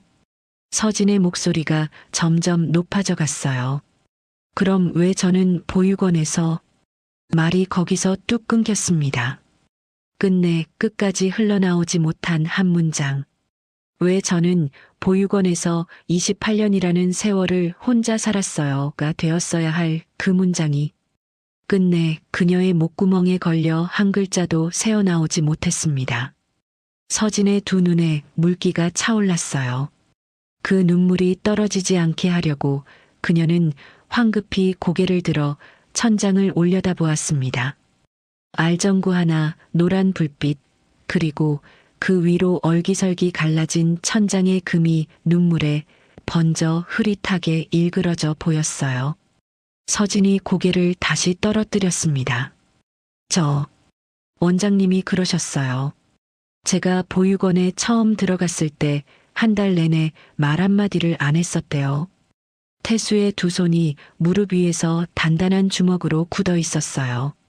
낮이고 밤이고 이불 속에 폭 파묻혀서 그 머리핀 하나만 손에 꼭 쥐고 있었대요. 3살밖에 안 된 어린 개요. 마침내 서진의 두 눈에서 굵은 눈물 한 줄기가 흘러내렸지만 그녀는 그 눈물을 닦으려고도 하지 않았어요. 엄마가 끝내 안아서 그랬대요. 그 한마디를 내뱉는 순간 서진의 젖은 시선이 태수의 얼굴에 가서 닿았습니다. 그런데 아빠도 28년 동안 한 번도 안 오셨잖아요. 그 한마디가 태수의 가슴 한복판을 관통했습니다. 숨도 비명도 나오지 않는 통증이었어요. 태수의 몸이 의자에서 미끄러져 내렸어요. 무릎이 장판 바닥에 닿았습니다. 한평생 꿇어본 적 없던 무릎이었어요. 시멘트가 산산이 갈라지고 있었습니다. 미안하다. 목소리라기보다는 차라리 짓눌린 숨에 가까웠어요. 정말 미안하다, 주은아. 태수의 두 어깨가 잘게 떨리고 있었습니다. 이 아빠가 28년 동안 단 하루도 빠짐없이 너를 찾아 헤맸는데 태수가 차오르는 울음을 가까스로 한번 삼켰어요. 그 28년이라는 긴 세월 동안 내가 이 아빠를 기다리고 있었다는 사실은 오늘에서야 처음 알았단다. 서진이 두 손으로 자신의 얼굴을 감쌌어요. 가슴 깊은 곳에서 28년이라는 세월이 한꺼번에 쏟아져 올라왔어요. 곧이어 그 손가락 사이로 울음소리가 새어나오기 시작했고 며칠 전 이 좁은 지하방에서 차마 소리조차 낼 수 없어 입을 틀어막고 흐느꼈던 그 사람이 28년 만에 처음으로 누군가의 앞에서 소리를 내며 울고 있었어요. 며칠 전 수도꼭지를 틀어놓고 삼켰던 눈물은 혼자라는 사실을 견디지 못한 절망의 눈물이었어요. 지금 이 울음은 달랐습니다. 더 이상 혼자가 아니라는 것을 온몸으로 알아버린 사람의 울음이었죠. 바로 그때 이불 위에 앉아있던 지우리가 몸을 일으켰습니다. 뒤뚱뒤뚱 발걸음을 내딛는 그 방향은 울고 있는 엄마 쪽이 아니라 차가운 바닥 위에 무릎을 꿇은 채 어깨를 떨고 있는 낯선 태수 쪽이었어요. 지우리가 태수의 무릎에 자신의 몸을 기댔습니다. 손이 그의 캐시미어 코트 자락을 꼭 움켜쥐고는 고개를 들어 태수의 얼굴을 올려다보았어요. 어린아이의 까만 눈이 전구빛 아래에서 태수의 젖은 얼굴을 바라보고 있었습니다. 태수가 잘게 떨리는 두 손으로 그 몸을 안아 올렸어요. 몸에서 흘러나오는 따스한 체온이 매끈한 캐시미어 코트 안쪽으로 스며들었고 지우리는 그대로 태수의 넓은 어깨에 얼굴을 폭 묻었어요. 손녀의 체온이 가슴에 닿는 순간 얼어붙어 있던 무언가가 녹아내리기 시작했어요. 태수가 손녀를 품에 꼭 안은 채 고개를 돌려 서진을 바라보았어요. 주은아. 서진이 얼굴을 감싼 손가락 사이로 태수의 얼굴을 마주 보았습니다. 그녀의 두 손이 잘게 떨리고 있었어요. 이제 이 아빠랑 같이 여기서 나가자. 서진은 끝내 아무 말도 입 밖으로 꺼내지 못했어요. 두 손으로 얼굴을 가린 채 흐느끼고 있을 뿐이었습니다. 다만 그녀의 고개가 단 한 번 아주 약하게 위에서 아래로 움직였어요. 그 고개가 내려가는 그 짧은 순간 가슴 안쪽에서 28년이라는 세월이 통째로 녹아내리는 것 같았습니다. 28년을 묵묵히 기다려온 끄덕임. 천장에 매달린 알전구의 노란 불빛 아래에서 28년이라는 긴긴 세월을 서로 떨어져 있던 두 마리 나비가 마침내 이 좁고 어두운 지하방 바닥 위에서 나란히 빛을 내고 있었습니다. 다음 날 저녁이 깊어가는 호텔 스위트룸 안에서 지우리는 푹신한 침대 위에 새근새근 잠들어 있었어요. 서진은 거실 소파에 앉아 있었고 그 맞은편에 태수가 자리하고 있었습니다. 두 사람 사이에 낮은 테이블 위에는 흰 봉투 하나가 놓여 있었는데 그것은 독립기관에서 받아온 친자 검사 결과지였어요. 일치 99.99%. 태수가 그 봉투 옆에 손을 얹은 채 서진의 얼굴을 마주 보았습니다. 주은아, 이제 연희를 끝내야 한다. 서진이 태수를 올려다보았어요. 그 사람이 28년 전에 너를 인적 없는 길가에 내다버렸고 며칠 전에는 너의 생계를 전부 끊어버린 장본인이야. 여기서 가만히 놔뒀다가는 그 사람이 또다시 너에게 손을 뻗칠 거다. 서진의 두 손이 무릎 위에서 단단한 주먹으로 굳어졌습니다. 민혁이가 그동안 연희를 지켜보고 있었어. 그 사람이 연구소 연구원 한 명을 매수해서 내 검사 샘플을 다른 것으로 바꿔치기한 모든 과정을 빠짐없이 촬영해 두었단다. 태수가 양복 안주머니에서 작은 USB 하나를 꺼내 테이블 위에 내려놓았어요. 그리고 어제 보육원 원장님한테서 연락이 한 통 왔단다. 28년 전 그날 그 차를 몰았던 운전기사가 지금 안말기로 누워 있는데 마지막으로 양심 고백을 직접 녹음해 두었다고 하더구나. 서진의 두 눈이 한번 감겼다가 다시 떠졌습니다. 연희는 분명히 내일 조작된 검사 결과를 들고 그 자리에 나타날 거야. 불일치라고 적힌 종이로 너를 한낱 사기꾼으로 만들어버릴 작정이지. 서진이 잠든 지우리를 한번 바라보았다가 태수에게로 시선을 돌렸어요. 저도 이제 끝내고 싶어요. 다른 누구도 아닌 제 손으로요. 태수가 고개를 끄덕였습니다. 그래, 내일이다. 다음 날 호텔 VIP룸. 두꺼운 블라인드가 내려져 바깥 햇살은 한 줄기도 들지 못했고 천장 조명만이 긴 테이블 위를 차갑게 비추고 있었어요. 테이블 한쪽 끝자리에는 최연희가 단정하게 앉아 있었고 그 옆에는 영문도 모르는 유라가 자리에 있었으며 연희의 등 뒤로는 검은 정장 차림의 변호사 한 명이 묵묵히 서 있었습니다. 테이블 위에는 빳빳한 재산 포기 각서 한 장과 묵직한 만년필 하나, 그리고 뚜껑이 활짝 열린 새빨간 인주함이 가지런히 놓여 있었어요. 연희의 얼굴은 더없이 평온했습니다.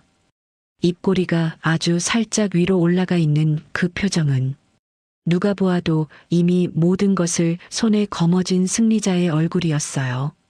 바로 그때 VIP룸의 묵직한 문이 열렸어요. 윤태수가 안으로 들어섰고 그 한 걸음 뒤로 민혁이 묵묵히 따라 들어왔습니다. 태수의 얼굴은 며칠 사이 부쩍 피로해 보였고 두 눈 밑으로 짙은 그림자가 무겁게 내려앉아 있었어요. 그가 의자를 당겨 자리에 앉자 연희가 기다렸다는 듯 흰 봉투 하나를 그의 앞으로 밀어보냈습니다.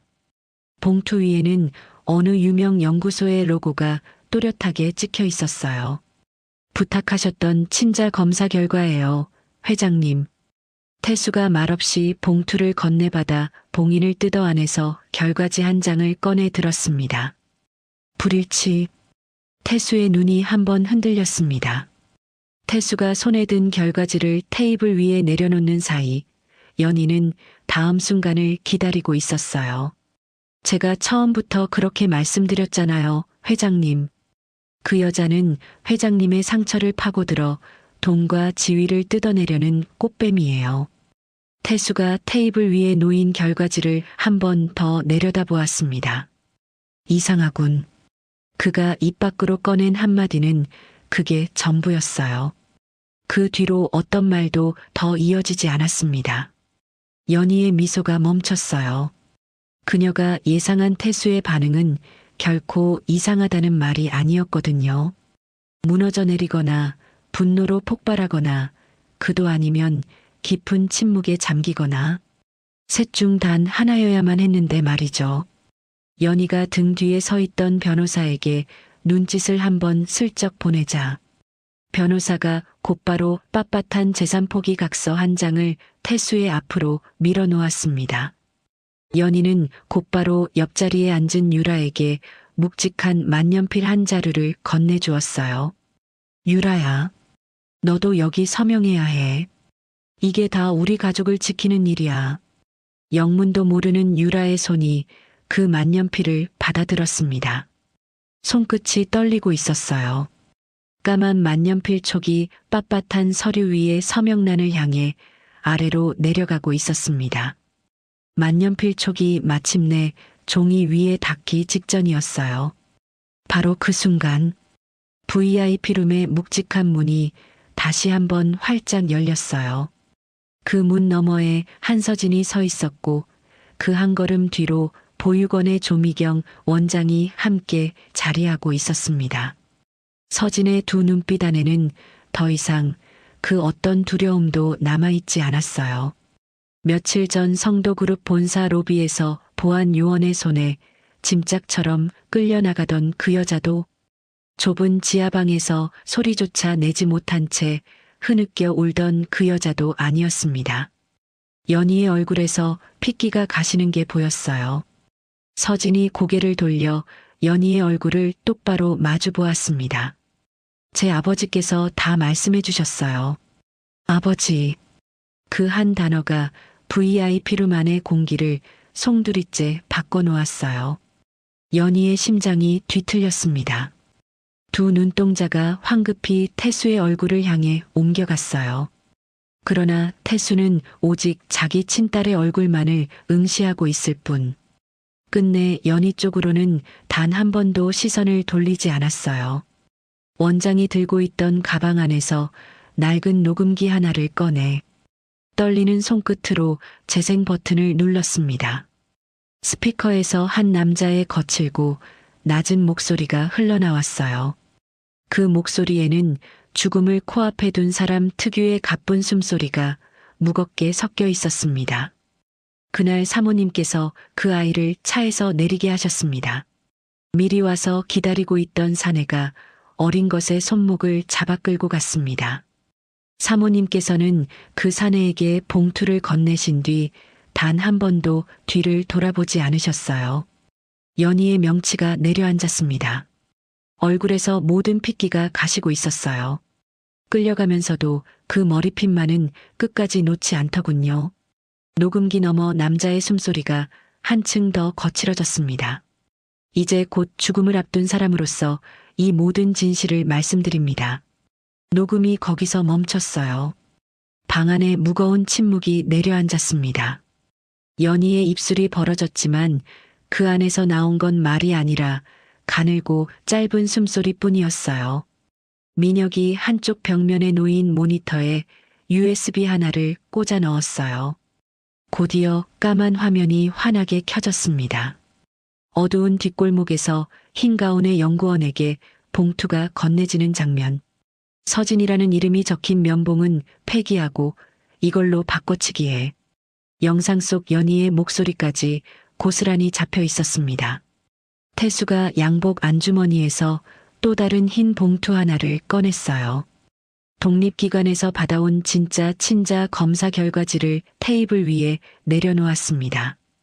친자 일치 99.99%, 조작된 불일치 옆에 진짜 일치가 나란히 놓였어요. 똑같은 크기의 종이 2장이었습니다. 연희의 등이 벽에 닿았습니다. 더 이상 물러설 곳이 없었어요. 아니야, 이건 아니야. 연희의 목소리가 잘게 떨려 나오고 있었어요.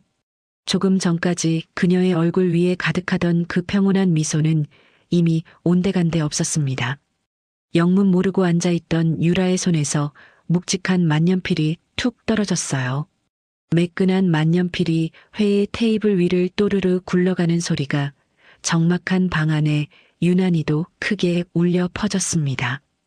유라가 고개를 돌려 자신의 어머니를 바라보았어요. 지난 30년이라는 세월 동안 자기를 친자식처럼 길러준 바로 그 사람을요. 엄마 지금 저 말이 다 사실이야? 유라의 그 한마디에 연희의 가슴 안쪽이 텅 빈 구멍처럼 꺼져내렸습니다. 끝내 친딸의 물음에 단 한마디도 대답하지 못했어요. 서진이 연희 앞으로 한 걸음 걸어 나갔습니다. 울지 않았어요. 목소리가 떨리지도 않았습니다. 며칠 전 그 좁은 지하방에서 두 손에 얼굴을 묻은 채 소리내어 흐느끼던 그 사람이 지금 이 자리에서는 한 방울의 물기조차 없는 마른 눈으로 연희를 똑바로 마주보고 있었어요. 제가 28년이라는 그 긴 세월을 이름도 부모도 없이 살아온 게 결국 다 당신 한 사람 때문이었군요. 그 한마디를 내뱉는 순간 가슴에서 무언가가 한꺼번에 빠져나간 것 같았습니다. 연희의 두 무릎이 그 자리에서 풀려버렸습니다. 그녀의 몸이 차가운 벽면을 타고 미끄러지듯 바닥에 주저앉고 말았어요. 태수가 바닥에 주저앉은 연희 앞에 섰습니다. 연희야, 내가 아까 그 결과지를 받아들고 한 번 더 들여다본 순간 나는 이미 모든 것을 알고 있었다. 다만 내가 내 앞에서 도대체 어디까지 갈 수 있는 사람인지 그 끝을 내 두 눈으로 똑똑히 보고 싶었을 뿐이야. 연희의 입술이 벌어졌지만 끝내 그 어떤 소리도 새어나오지 못했어요. 28년이다, 연희야. 이건 내가 지난 28년이라는 긴 세월을 이를 악물고 참아온 값이란다. 바로 그때 복도 너머에서 묵직한 발소리가 들려왔고 굳게 닫혀있던 VIP룸 문이 다시 한번 열리며 양복 차림의 형사 2명이 안으로 성큼성큼 걸어 들어왔습니다. 태수가 이미 며칠 전부터 준비해둔 자리였어요. 차가운 수갑이 연희의 손목에 채워졌습니다. 금속이 맞부딪히는 소리가 적막한 방 안에 울렸어요. 연희가 형사들의 손에 이끌려 방 밖으로 끌려나가는 사이 서진이 고개를 돌려 유라의 얼굴을 바라보았어요. 유라는 의자에 앉은 채 어깨를 잘게 떨고 있었습니다. 자기를 평생 길러준 어머니가 두 손목에 수갑이 채워진 채 끌려나가는 모습을 멍하니 지켜보고만 있었어요. 어릴 적 인형의 팔을 꼭 쥐고 있던 그 손가락 끝에 지금은 아무것도 없이 그저 하얗게 힘만 들어가 있었습니다. 이 사람은 아무것도 몰랐어요. 서진이 형사를 향해 입을 열었어요. 그저 어머니 손에 영문도 모른 채 이 자리까지 끌려 나온 것뿐이에요. 유라가 고개를 들어 서진의 얼굴을 올려다보았습니다. 방금 자기 어머니를 이 모든 자리에 세운 바로 그 사람이 지금 이 순간 자기를 감싸주고 있었거든요. 유라의 입술이 무어라 달싹였지만 끝내 그 어떤 소리도 입 밖으로 새어나오지 못했어요. 다만 유라의 고개가 서진을 향해 한번 아주 깊이 숙여졌습니다. 그것이 이 자리에서 유라가 할 수 있는 전부였어요. VIP룸의 묵직한 문이 그렇게 닫혔습니다. 이제 그 넓은 VIP룸 안에는 태수와 서진, 그리고 민혁과 원장단 4사람만이 남아 있었어요. 태수가 서진을 향해 한 걸음씩 다가가며 잘게 떨리는 두 팔을 들어 올렸습니다. 주은아. 서진이 고개를 들어 자기 친아버지의 얼굴을 마주 보았어요. 네, 아빠. 저 여기 있어요. 태수가 28년이라는 긴 세월을 뛰어넘어 마침내 서진을 두 팔로 끌어안았습니다. 서진의 이마가 아버지의 넓고 따뜻한 어깨 위에 닿았어요. 아버지의 심장 소리가 서진의 이마를 타고 고스란히 전해져 왔습니다. 빠르고 크고 뜨거운 박동이었어요. 그 넓은 방 안에는 두 부녀의 낮은 울음소리만이 남아 있었습니다. 서울 외곽의 그 보육원 마당 위로 어느새 연분홍 벚꽃이 흐드러지게 피어나 있었고 바람이 한 번씩 살랑일 때마다 꽃잎들이 마당 위를 나비처럼 떠다니는 따스한 봄이었습니다. 벗겨져 있던 외벽은 새하얗게 칠해져 있었고 녹슬던 대문도 단단한 새대문으로 바뀌어 있었어요. 마당 한쪽에는 알록달록한 놀이터까지 들어서 있었습니다. 벚꽃이 흐드러지게 핀 벚나무 아래에 나무 벤치 하나가 놓여 있었어요. 그 벤치 위에 윤태수와 한서진이 다정하게 나란히 앉아 있었습니다. 지우리는 마당 한가운데에서 또래 아이들과 한데 어울려 까르르 웃으며 뛰어다니고 있었어요. 어느새 두 돌이 훌쩍 지난 지우리는 이제 누구의 손도 잡지 않은 채 혼자서 씩씩하게 걸어 다녔고 더 이상 예전처럼 뒤뚱거리지도 않았습니다. 어느새 길게 자란 머리카락은 양갈래로 짧고 앙증맞게 묶여 있었어요. 태수가 손녀의 모습을 바라보며 환하게 웃고 있었습니다. 한평생 굳어있던 시멘트 같던 그 얼굴이 마침내 봄볕 아래 완전히 녹아내린 얼굴이었어요. 태수가 고개를 돌려 옆에 앉은 서진의 얼굴을 바라보았어요. 서진아, 이 아빠가 너한테 아직 한 번도 말하지 못한 게 하나 있단다. 서진이 고개를 돌려 아버지를 마주 보았습니다. 태수의 시선이 마당으로 내려앉았어요. 너를 잃어버리고 나서 어쩌면 내가 어딘가에서 학벌도 없이 꿈 하나만 품고 버티고 있을지도 모른다고 매일 생각했단다. 그래서 포트폴리오 하나만 보고 사람을 뽑는 공채를 이 아빠가 직접 만들었어. 매년 그 면접 날이 되면 로비에 내려가서 들어오는 지원자들의 얼굴을 한 명 한 명 살폈단다. 혹시나 그 안에 우리 딸이 있지 않을까 하고 단 한 해도 빠뜨리지 않았어. 서진의 두 눈이 동그랗게 커졌습니다. 28년이라는 그 긴 세월이 버림받은 시간이 아니라 찾아 헤맨 시간이었다는 것을 서진은 그제서야 알았어요. 가슴 한가운데를 꽉 틀어막고 있던 무언가가 소리도 없이 풀려내리고 있었습니다. 28년 동안 자기를 짓누르고 있던 것이 부모의 부재가 아니라 버림받았다는 믿음이었다는 것을 서진은 그 순간 비로소 알아차렸어요. 혹시나 정말 혹시나 그 문으로 우리 딸이 들어와 줄지도 모른다는 마음 하나로 말이야. 벚꽃잎 하나가 떨어져 내려 태수의 무릎 위에 사뿐히 내려앉았어요. 그 28년이라는 긴 세월 동안 이 아빠가 열어두었던 그 문으로 마침내 우리 딸이 이렇게 돌아와 주었구나. 서진의 두 눈에서 굵은 눈물이 한 줄기 흘러내렸지만 그녀는 그 눈물을 닦으려고도 하지 않았어요. 그저 손을 뻗어 아버지의 손을 꼭 마주 잡았습니다. 험한 세상을 살아온 거친 손이 한평생 무거운 짐을 짊어져온 주름진 손을 감싸쥐었어요. 맞닿은 손바닥 사이로 서로의 체온이 흘러들었고 서진의 가슴 안쪽에서 오래도록 차갑던 무언가가 봄볕처럼 따스하게 녹아 퍼져나갔습니다. 서진이 고개를 들어 봄볕이 가득한 마당 쪽을 바라보았어요. 마침 지우리가 알록달록한 미끄럼틀 위에서 또르르 미끄러져 내려오고 있었습니다. 지우라. 엄마의 부드러운 목소리에 지우리가 고개를 돌리고는 곧장 서진을 향해 두 발로 뒤뚱뒤뚱 달려왔어요. 어느새 엄마 앞에 다다른 지우리가 두 눈을 동그랗게 뜨고 서진을 올려다보았습니다. 서진이 벤치에서 내려와 지우리 앞에 두 무릎을 가지런히 구부려 앉았어요. 한 손으로 지우리의 짧게 자란 머리카락을 곱게 가다듬은 뒤 양갈래로 묶인 머리 옆 귀 위쪽에 그 노란 나비 머리핀을 꽂아주었습니다. 나비 한 마리가 지우리의 까만 머리카락 위에 사뿐히 내려앉는 순간이었어요. 우리 지우리, 이 예쁜 나비가 앞으로 엄마 대신 우리 딸을 지켜줄 거야.